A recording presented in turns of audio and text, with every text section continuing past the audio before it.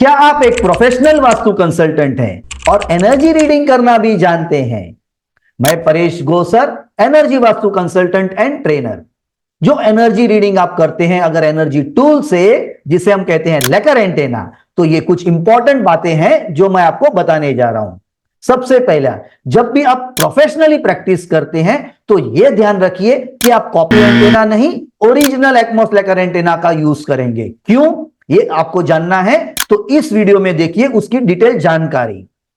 फिर जब भी आप एंटेना को पाउच से निकालेंगे तब हमेशा यह ध्यान रखिए कि आप एंटेना को फर्मली बेस पे पकड़ेंगे और इसके जो हैंडल्स को अनफोल्ड करने के बाद ये जो प्लग्स है उसे फर्मली इंसर्ट करेंगे, ताकि जब आप स्कैन करते हैं एनर्जीज को तो ये एंटेना अपने आप से खुल ना जाए। दूसरे इंपॉर्टेंट बातें जो आपको ध्यान में रखनी है वो ये है कि जब भी आप एंटेना किसी व्यक्ति की एनर्जी को स्कैन करने के लिए यूज करेंगे या किसी प्रॉपर्टी में, तो उनकी परमिशन लेके करना है। प्रॉपर्टी में आप माइंड से उस प्रॉपर्टी की एनर्जीज को, जो भी वहां पे देवता फील्ड है, उनकी परमिशन ले लीजिए। किसी भी व्यक्ति की, अपने फैमिली की या किसी भी व्यक्ति की एनर्जी को स्कैन करना है तो उनकी परमिशन पूछनी है और फिर ही एंटेना से उनकी एनर्जी को स्कैन करना है। क्योंकि बिना परमिशन के आप एनर्जी वर्ल्ड में अगर आप स्कैनिंग करते हैं तो बहुत बार आप खुद ही दिक्कत में आ सकते हैं, अगर किसी को ज्यादा नेगेटिविटी एनर्जी होगी तो।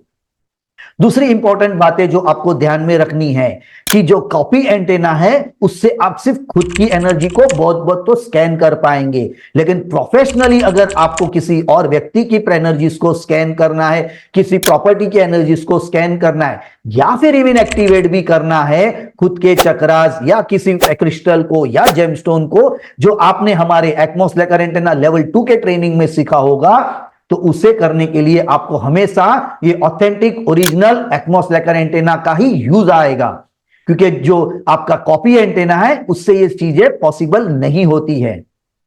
दूसरे इंपॉर्टेंट जानकारियां जो आपको ध्यान में रखनी चाहिए वो हमेशा ये है कि जब भी आप किसी प्रॉपर्टी की स्कैनिंग करने जाएंगे, यानी कि वास्तु कंसल्टेशन के लिए जाएंगे, तो खुद की एनर्जीज अलाइंड होना बहुत ही जरूरी है। अगर किसी कारण से नहीं है तो तुरंत एंटेना से पहले एनर्जीज को स्कैन करिए खुद की और अलाइन कर लीजिए। जब आप किसी कंसल्टेशन में पहुंच जाते हैं, एक बार खुद की एनर्जीज को जरूर से फिर से स्कैन कर लीजिए। उसके बाद उस प्रॉपर्टी की परमिशन लेके फिर वहां के सारे रेडिएशन, सारे अलग अलग तरह के एनर्जीज और वाइब्रेशंस को चेक करिए। उसी समय पे अगर आप किसी उस ओनर की या किसी व्यक्ति की एनर्जीज को भी स्कैन करना चाहते हैं, परमिशन ले लीजिए और पूरी उसके एनर्जीज को स्कैन करिए।